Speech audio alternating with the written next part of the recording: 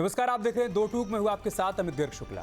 धर्म जो जोड़ने का संदेश देता है, आस्था जो समाज को मर्यादा और संयम का पाठ पढ़ाती है। लेकिन जब धर्म के मंच से ही दूसरे धर्म के आराध्यों पर आपत्तिजनक टिप्पणियां होने लगे तो सवाल सिर्फ एक बयान का नहीं बल्कि सामाजिक सौहार्द का भी बन जाता है। बिहार के कटिहार में तकरीर के दौरान मौलाना जर्जिस अंसारी के भगवान शिव और ब्रह्मा को लेकर दिए गए कथित विवादित बयान पर देश भर में विरोध तेज हो गया है। संत समाज ने इसे करोड़ों हिंदुओं की आस्था पर चोट बताया है। अयोध्या के महंत विष्णुदास ने भी तीखी प्रतिक्रिया देते हुए विवादित ऐलान कर दिया है, जिसकी अलग से आलोचना हो रही है। ये पहला मौका नहीं है, इससे पहले भी मौलाना जर्जिस अंसारी भगवान श्री कृष्ण पर कथित टिप्पणी को लेकर विवादों में घिर चुके हैं।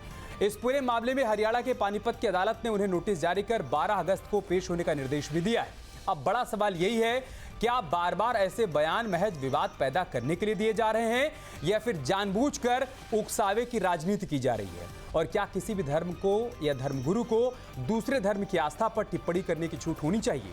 दो टूक में करेंगे चर्चा, लेकिन सबसे पहले सुनते हैं बयान।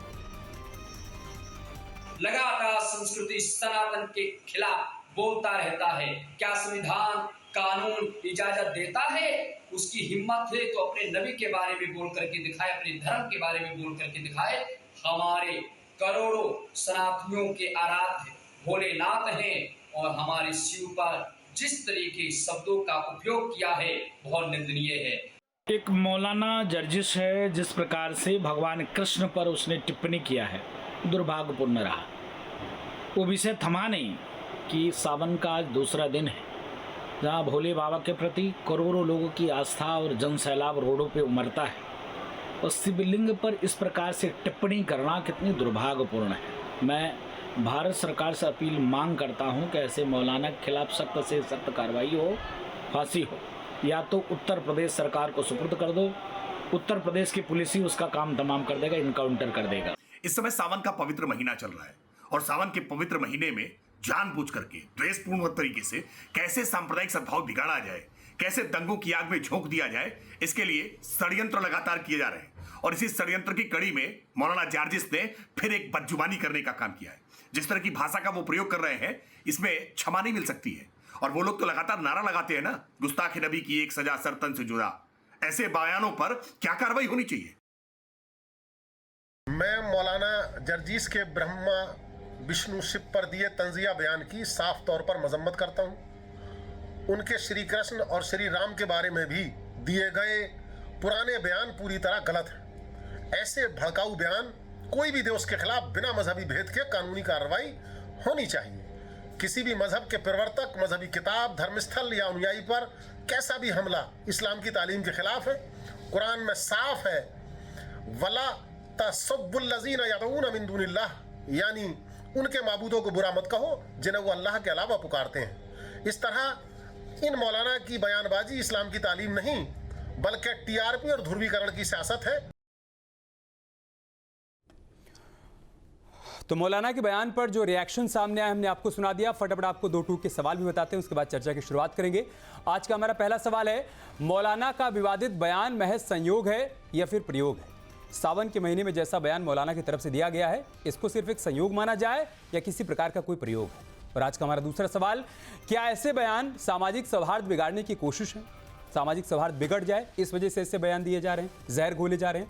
आज का हमारा तीसरा सवाल, धर्म जोड़ने का माध्यम है या फिर विवाद फैलाने का मंच है? ये सवाल हम मुस्लिम मौलाना से करेंगे। और आज का हमारा चौथा सवाल, क्या लोकप्रियता के लिए आस्था का अपमान किया जा रहा है? क्या अपनी लोकप्रियता के लिए इस तरीके से बार बार मौलाना की तरफ से ऐसे बयान दिए जा रहे हैं? आज का हमारा पांचवा सवाल, क्या भड़काऊ बयान देने वालों की जवाबदेही तय होगी? और अगर ये जवाबदेही तय होगी तो फिर कौन तय करेगा, क्या कार्रवाई होगी? चर्चा हम इस पर भी करेंगे। मेमोरी से आपका परिचय करवाते हैं, उसके बाद हम चर्चा की शुरुआत करेंगे। हमारे साथ खास मेहमान जुड़ रहे हैं। हमारी कोशिश हो गई कि हिंदू धर्मगुरुओं के जरिए हम समझें कि कैसे हिंदुओं की आस्था को चोट पहुंचाने की कोशिश की जा रही है और इस पर क्या प्रतिक्रिया देनी चाहिए। और साथ ही साथ हमारे साथ जो मुस्लिम स्कॉलर जुड़ेंगे, हम उनसे समझेंगे कि जब बार बार इस तरीके के बयान दिए जाते हैं तो फिर उस वक्त ऐसे बयानों की मजम्मत क्यों नहीं की जाती है? ऐसे लोगों पर कार्रवाई की मांग मुस्लिम पक्ष की तरफ से क्यों नहीं उठाई जाती है? चलिए मेहमानों से फटाफट आपका परिचय करवा देते हैं। महंत रामदूत जी हमारे साथ जुड़ चुके हैं, आप हिंदू धर्माचार्य हैं। स्वामी दिव्यानंद जी हमारे साथ जुड़ चुके हैं, आप भी हिंदू धर्माचार्य हैं। साथ ही मोहम्मद उस्मान साहब मुस्लिम स्कॉलर हैं, आप हमारे साथ जुड़ चुके हैं। और इमरान खोकर साहब जुड़ चुके हैं, आप मुस्लिम स्कॉलर हैं। बहुत बहुत स्वागत है आप सबका इस चर्चा का हिस्सा बनने के लिए। इमरान खोकर साहब, मैं शुरुआत आपसे ही कर रहा हूँ। सावन के महीने में मौलाना जर्जिस ने जो तकरीर की है साहब, ये संयोग है या प्रयोग है हिंदुओं की आस्था को चोट पहुंचाने का? देखिए भाई, ये ना तो संयोग है ना प्रयोग है, ये पूरी तरीके से बेवकूफी एक आपराधिक कृत्य है। मौलाना जर्जीस जैसे व्यक्ति को, जिसको पूरी दुनिया सुनती है, एक बड़े क्लैरिक है इस्लाम को, उनको क्या ये नहीं पता है कि जब इतने सारे लोगों को आप लिए बैठे एक जलसा चल रहा है तो जलसे का कोई ना कोई इन्वान होगा, कोई ऑब्जेक्ट होगा। वो ऑब्जेक्ट सूरतुल नबी हो सकता है, वो ऑब्जेक्ट आपके जो सामाजिक कुरीति को खत्म करने के लिए एक अच्छा सा मंच हो सकता है। उस मंच से आप दूसरे धर्म के आराध्यों को, दूसरों के धर्म की आस्थाओं को ठेस पहुंचाएंगे, तो ये तो सरासर बेवकूफी और आपराधिक कृत्य है। और मैं तो डिमांड करता हूं कि किसी को भी व्यक्ति को संविधान के अंदर भाईचारा बंधुत्व बढ़ाने के लिए कहा गया है, संविधान के अंदर उन धाराओं के अंदर लिखा है कि आप दूसरे के धर्म की आस्थाओं को ठेस पहुंचाएंगे तो आपको जेल जाना है। लेकिन आप एक बात समझिए, इसके पीछे की पॉलिटिक्स को समझिए। इससे पहले भी मौलाना जर्जीस ने इसी तरीके के आपत्तिजनक बयान दिए थे, जिसका लगभग 99.99% समझिए 100% मुसलमानों ने विरोध किया था और उसकी मजम्मत की थी, उसकी निंदा की थी। लेकिन क्या उसके खिलाफ एफआईआर हुई? अगर वो पहले वाले मामले के अंदर ही उस पर एफआईआर होकर वो जेल चले जाते तो दूसरे वाला उसको बयान देने की जरूरत ही नहीं पड़ती। लेकिन सरकारें चाहती हैं कि इस तरीके के लोग समाज के अंदर रहें और वो इस तरीके के बयान। सरकारें क्या चाहती हो हम सरकारों से पूछ लेंगे, लेकिन अगर आप ये बात कह रहे हैं इमरान साहब की लगभग 100%, पहले आपने कहा कि 99.99, फिर आपने कहा लगभग 100% मुसलमानों ने उनकी मजम्मत की, उनके बयान की मजम्मत की, उसकी निंदा की, तो सवाल ये है कि उनकी तकरीर सुनने के लिए जो लोग जा रहे हैं, ये 100% से अलग वाले हैं क्या? ये किस परसेंट में आते हैं? कौन जा रहा है इनको सुनने के लिए? उनकी तकरीर सुनने वालों को थोड़ी ही पता है कि मौलाना अगला क्या बोलने वाले हैं। उनको तो इस्लाम पे बुलाया जाता है कि किसी एक तकरीर में, उसके बाद अगली तकरीर में जब भीड़ जुटती है तो ये किस लिए जुटती है? वाह वाह करने के लिए लेना चाहिए ऐसे विवादित मौलाना के लिए। मेरा तो बिल्कुल लेना चाहिए, मैं कह रहा हूं बिल्कुल लेना चाहिए। और ये सवाल हमारा सरकार से है कि जिस आदमी के खिलाफ इतने मुकदमे दर्ज हो, जिस आदमी के ऊपर रेप की धाराओं में मुकदमा दर्ज हो और सजा याफ्ता हो, 10 साल की सजा उसको सुनाई गई हो, वो आदमी जेल से बाहर क्यों है? और वो आदमी बार बार ऐसे बयान दे रहा है तो उस पर आप कार्रवाई क्यों नहीं कर रहे हैं? लेकिन हमारा सवाल उन लोगों से भी है जो इसकी तकरीर सुनने के लिए जा रहे हैं, जो वाह वाह कर रहे हैं, जो तालियां बजा रहे हैं, वो इसकी मजम्मत क्यों नहीं कर रहे हैं? वो इसको पत्थर क्यों नहीं मार रहे हैं? और अगर किसी दूसरे धर्म के इश्क की निंदा की जा रही है तो इस्लाम में ऐसे लोगों के लिए क्या सजा है?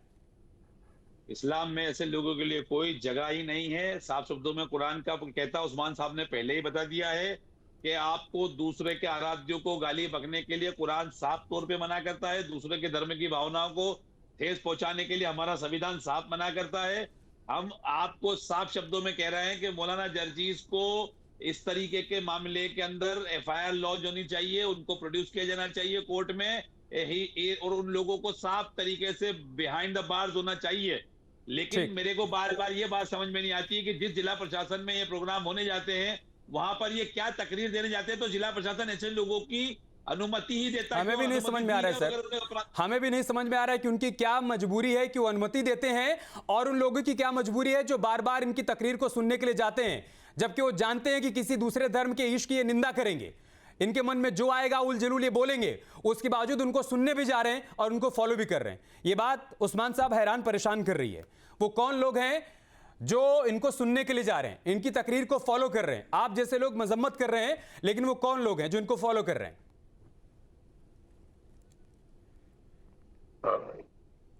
दो टूक में है, दो टूक में यूपी स्टेट। उस्मान साहब आवाज मिल रही है आपको? दो टूक से ही आपसे सवाल है, अगर आपको आवाज मिल पा रही हो तो वो कौन लोग हैं जो इनको सुनने जा रहे हैं?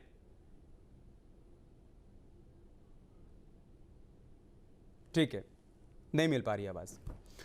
रामदूत जी, ये संयोग है प्रयोग है सर? सावन के महीने में महाराज जी जिस तरीके का बयान ये दिया गया है, तकरीर की गई है, भगवान शिव को लेकर जिस तरीके की आपत्तिजनक बातें की गई हैं, या आपको लग रहा है कि सिर्फ एक विवादित बयान भर है जो दे दिया गया, तकरीर के दौरान बयान का दिया हुआ एक हिस्सा है, या फिर आपको लग रहा है कि बहुत सोच समझ कर ये बातें कही गई हैं कि सावन का महीना चल रहा है, कांवड़िए जा रहे हैं जल भरने के लिए, जलाभिषेक करने के लिए, भोलेनाथ की बम बम हो रही है, उनके जयकारे लग रहे हैं, तो चलिए हम इस तरीके का बयान दे देते हैं, हिंदुओं की आस्था को चोट पहुंचा देते हैं, उनको भड़का देते हैं।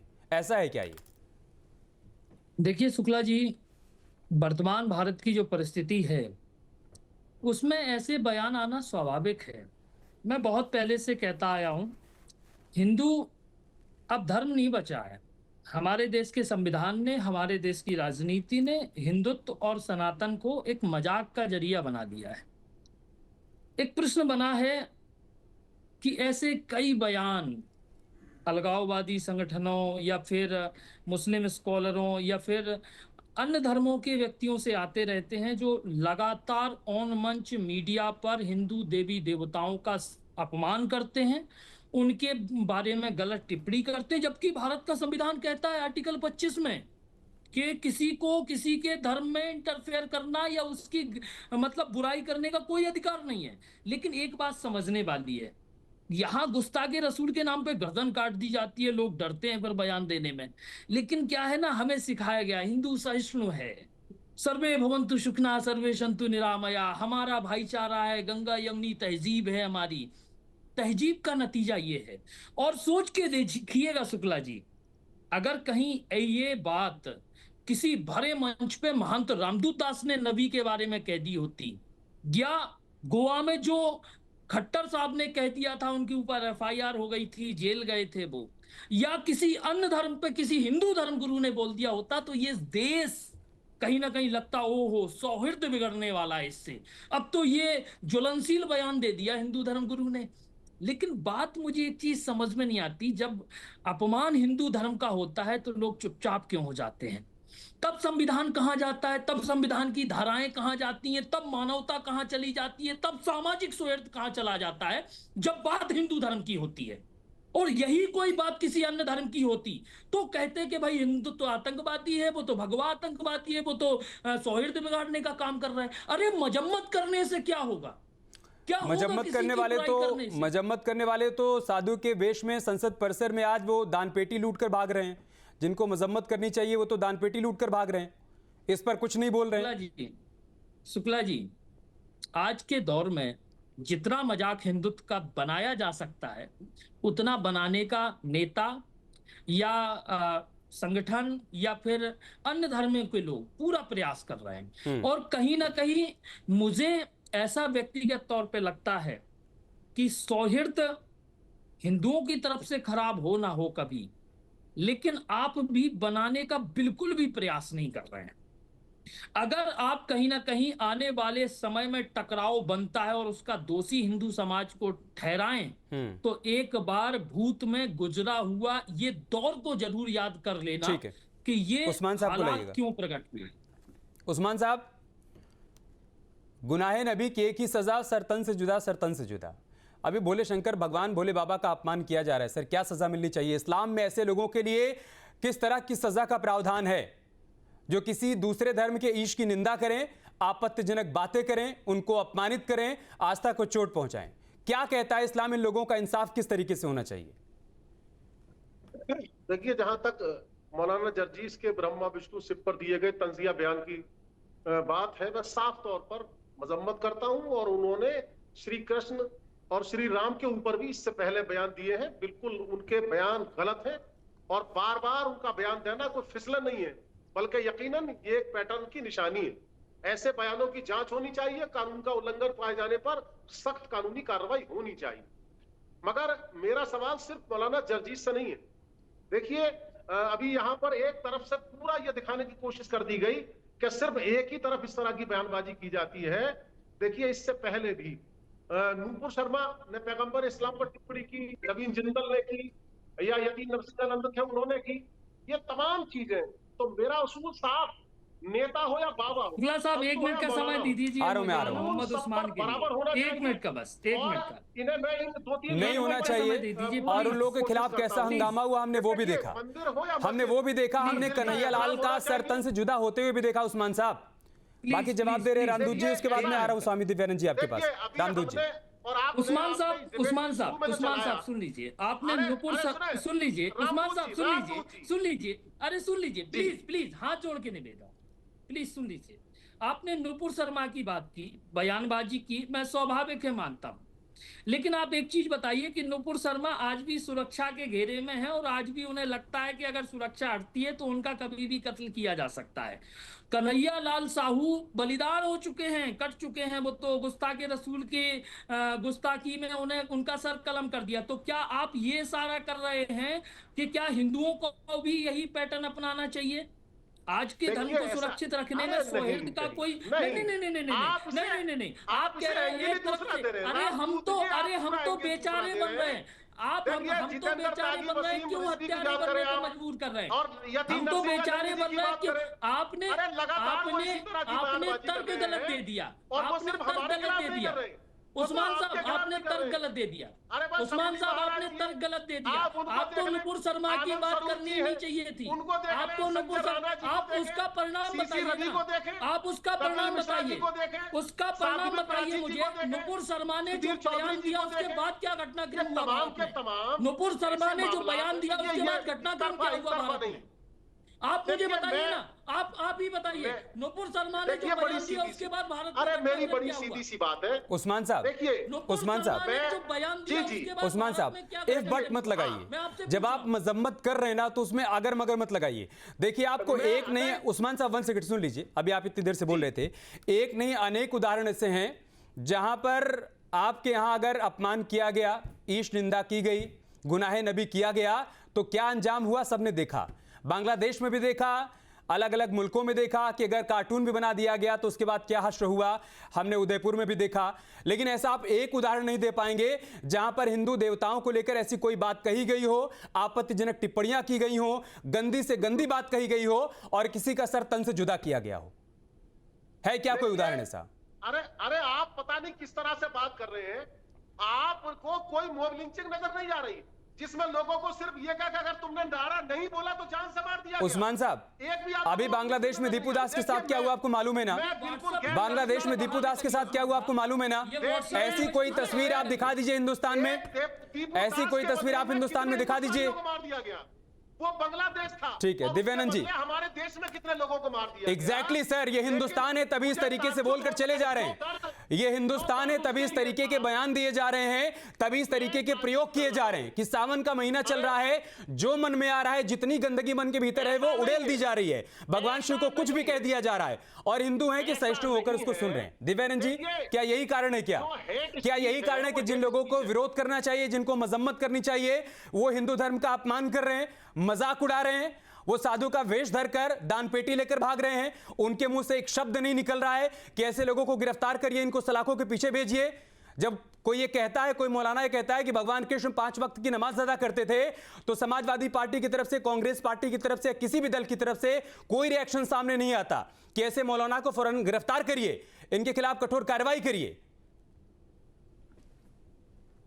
देखिए, वोट बैंक ये सबसे बड़ा एक बहुत बड़ा बीमारी है कुछ राजनीतिक पार्टियों के लिए कि वो राम के खिलाफ बोल देंगे, क्योंकि यहाँ हिंदू उस प्रकार से कट्टरपंथी नहीं है।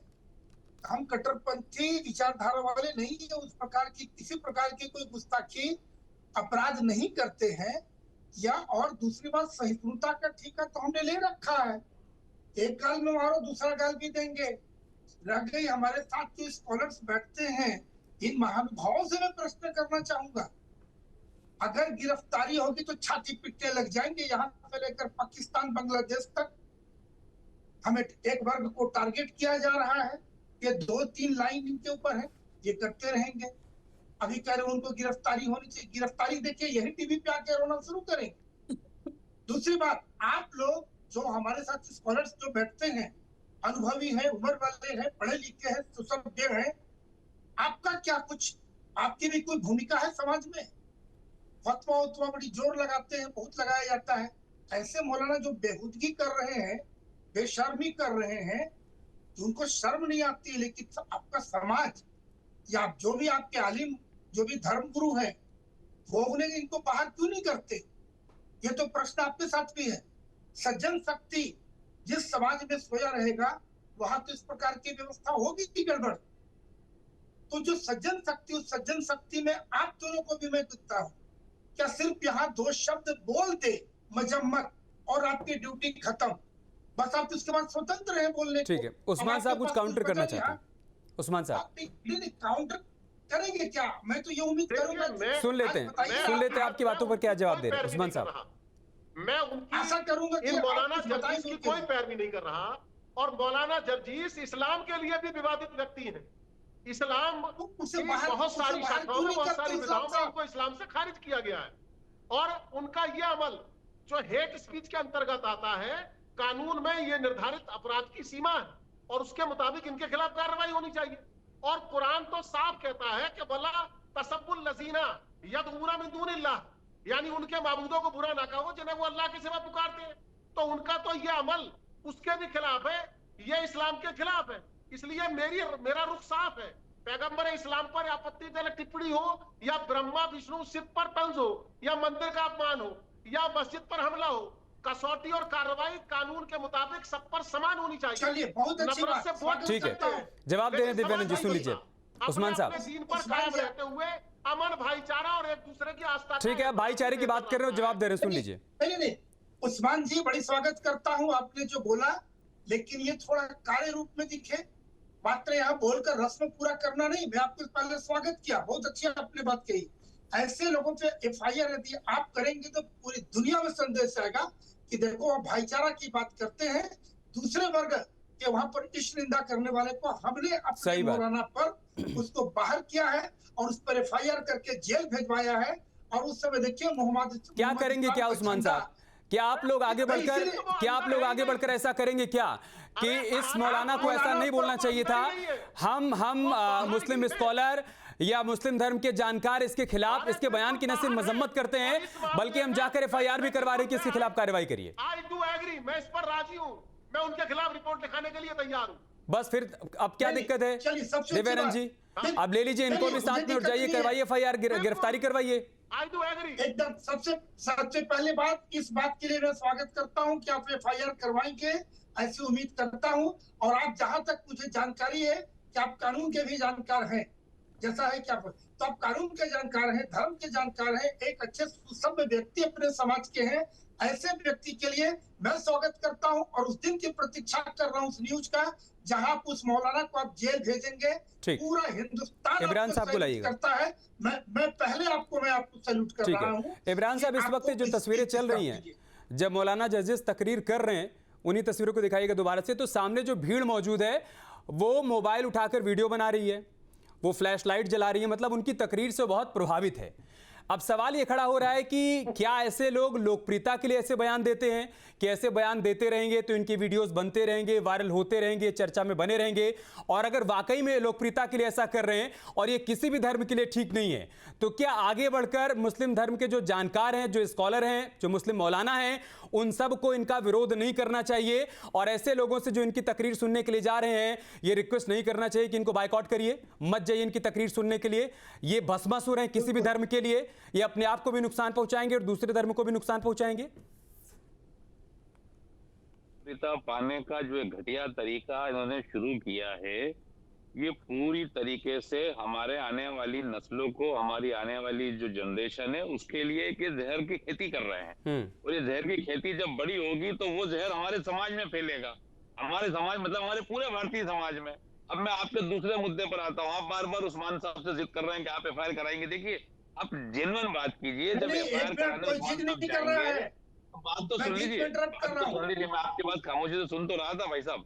मेरा निवेदन ये था कि उस्मान साहब FIR इसलिए नहीं करा पाएंगे। स्वामी जी निवेदन, मेरा निवेदन एक मिनट इनकी बात कंप्लीट हो जाए।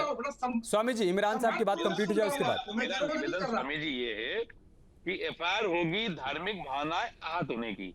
इमरान खोकर और उस्मान साहब इस पर्टिकुलर मामले में धार्मिक भाव का जब एप्लीकेशन लेकर जाएंगे तो संबंधित TI नहीं लेगा कि आपकी धार्मिक भावना आहत करने के लिए आपको स्वामी जी को साथ में चल सकते हो। नहीं, आप इस ग्राउंड पर जाइए ना, आप कहिए ना कि आदमी हेट स्पीच कर रहा है, ये किसी भी धर्म के लिए ठीक नहीं है। ये ना इमरान खोकर साहब, आप नहीं बच सकते। उस्मान साहब यही कह रहे हैं ना कि आदमी हेट स्पीच कर रहा है। ये आपके धर्म के इतने सारे लोगों को प्रभावित कर रहा है अपनी तकरीर से, तो हेट स्पीच ही तो कर रहा है। आप इस ग्राउंड पर जाइए कि ये किसी के लिए भी ठीक नहीं है, समाज के लिए ठीक नहीं है। आप एक सामाजिक कार्यकर्ता के तौर पर जाइए ना, क्या दिक्कत है? इमरान जी को लग रहा है कि गलती से एक मिनट आवाज बढ़ाइए। क्या ये अपने लिए आप सेफ जोन ढूंढ रहे हैं क्या? इमरान साहब अपने लिए सेफ जोन ढूंढ रहे हैं क्या? सुप्रीम कोर्ट साफ शब्दों में कहता है कि हेट स्पीच के मामले में लोकल एडमिनिस्ट्रेशन को आप एक सामाजिक कार्यकर्ता के तौर पर जाइए साहब, और वो कह रहे हैं, आप उनका साथ तो दीजिए, आप उनका साथ तो दीजिए। आप सड़क पर उतरकर इस आदमी की मजम्मत तो करिए, इसके खिलाफ प्रोटेस्ट तो करिए, ये वो भी नहीं करेंगे। दिव्यानंद जी, महंत रामदूस जाज जी एप्लीकेंट बन सकते हैं, इमरान खैबर साथ खड़ा रह सकता है, उस्मान साहब साथ खड़े रह सकते हैं। तो वही तो कह रहे हैं, आप साथ खड़े हो जाइए। अच्छा, अपने लोगों को वन सेकंड, एक मिनट, नहीं दिव्यानंद जी, एक मिनट। अपने लोगों को कौन जागरूक करेगा? आप ही तो करेंगे कि ये आदमी खतरनाक है, ये सही तकरीर नहीं कर रहा है, इसको मत सुनिए। मेरे उस्मान साहब ने साफ शब्दों में मजम्मत की, और मैं तो अपील करता हूं कि लोकल एडमिनिस्ट्रेशन को ऐसे लोगों को परमिशन नहीं देनी चाहिए, और वहां के लोकल मुसलमानों को ऐसे लोगों की तकरीर में नहीं बैठना चाहिए। ये बात तो कह रहे हैं। ठीक है महंत रामदूत जी, क्या ऐसे लोगों को, अच्छा ठीक है, आप कंप्लीट कर लीजिए स्वामी जी, उसके बाद में जाऊंगा रामदूत जी के पास। नहीं, मैं बोल रहा हूँ, जब उस्मान साहब ने वो तो हवास में बोला है, एक बुजुर्ग व्यक्ति है, उनके बात को आप क्यों काट रहे हैं? यानी कहने का मतलब इनडायरेक्टली आप ये कह रहे हैं कि सर भूलवश उस्मान जी बोल दिया, आप अब उनको बचाव के लिए आ रहे हैं, उनको याद दिला रहे हैं कि आप गलत कर रहे हैं। ऐसा है क्या उस्मान साहब? यदि जर्जिस करे गलती से निकल गया क्या जो आपने कहा उस्मान साहब? जल्दी से फिर मैं रामदूत जी के पास जाऊं। ठीक है उस्मान साहब, आपके साथ में समर्थन की बात गलती से निकल गई क्या? नहीं लिखा सकते। मैंने स्वागत किया आपका उस्मान साहब, चलिए ठीक मैंने स्वागत किया आपका। आ गई आप सबकी बात आ गई। रामदूत जी, क्या हिंदू धर्म के जो तमाम लोग गाहे बगाहे बयान देते रहते हैं, कभी हिंदू धर्म को डेंगू कहते हैं, मलेरिया कहते हैं। एक फिल्म आई थी पीके, हम सब ने देखा था कैसे शंकर भगवान को एक वॉशरूम में ले जाकर उनसे पूछा जा रहा था कि हमारा रिमोट कहाँ खो गया, बताइए हमारा रिमोट कहाँ खो गया है। क्या इस तरीके की तस्वीरें जब सामने आती हैं, ऐसे बयान सामने आते हैं, तो ऐसे लोगों को मौका मिल जाता है, मौलाना जर्जिस जैसे लोगों को, सनातन धर्म पर, हिंदू देवी देवताओं पर टिप्पणी करने का? देखिए शुक्ला जी, यहाँ दिखावा नहीं, वास्तविकता समझने की जरूरत है। और वास्तविकता ये है कि ना तो इमरान खोखर साहब एफआईआर कराने जाएंगे इस पे, और ना ही उस्मान साहब इस पे एफआईआर कराने जाएंगे। ये आपको भी पता है और हमें भी पता है। यहाँ सिर्फ ऑन मीडिया सिर्फ और सिर्फ विरोध दिखावे के लिए किया जा सकता है। वास्तविकता क्या है ये दुनिया जानती है। अब लेकिन उस्मान साहब और खोखर साहब, एक बात पूरी जिम्मेदारी से कहूंगा, इस देश की राजनीति में चाहे वो भाई चंदा चोरी किया वहां की समिति ने, उसमें नाम आए कई किसी के, पप्पू यादव बने साधु बैठे हैं, वो साधुओं को बदनाम करने का प्रयास कर रहे हैं। कभी ऐसा कोई किसी और अन्य धर्म पे नहीं कर सकता। लेकिन खोखर साहब, एक बात बहुत जिम्मेदारी से कहूंगा, और ये भी आप स्पष्ट रूप से कह लेना, मैं कोई भविष्यवाणी नहीं कर रहा हूं, मैं बहुत सामान्य सा साधु हूं, लेकिन आपके रहते और हमारे रहते आप अपनी आंखों से देखेंगे कि अति सर्वत्र वर्जयेत संस्कृत में एक श्लोक है। सही बात है, हर अति का अंत होता है, हर अति का अंत होता है। और इसीलिए आज हमने पैनल में किसी भी पॉलिटिशियन को नहीं रखा। हम नहीं चाहते थे कि इस मसले का राजनीतिकरण हो। सर समय समाप्त हो रहा है, महाराज जी समय समाप्त हो रहा है, इसलिए हमें समाप्त करना होगा। इस मुद्दे पर अगर विवादित बयान दिया गया है, हिंदुओं की आस्था को चोट पहुंचाई गई है, हिंदू देवी देवताओं पर आपत्तिजनक टिप्पणी की गई है, और सावन के महीने में ये संयोग नहीं प्रयोग के तौर पर ऐसा बयान दिया गया है, तो कड़ी कार्रवाई होनी चाहिए। सिर्फ एफआईआर से काम नहीं चलेगा, एफआईआर से काम नहीं चलेगा, कार्रवाई करनी होगी, क्योंकि वो मौलाना एक बार नहीं बार बार समाज में इस तरीके का जहर घोलने का काम कर रहा है। इसको इस तरीके की खुली छूट नहीं दी जानी चाहिए। बहुत बहुत शुक्रिया आप सभी का हमारे साथ जुड़ने के लिए। 2-2 का हिस्सा बनने के लिए खबरें जारी हैं, आप बने रहे हमारे साथ। नमस्कार।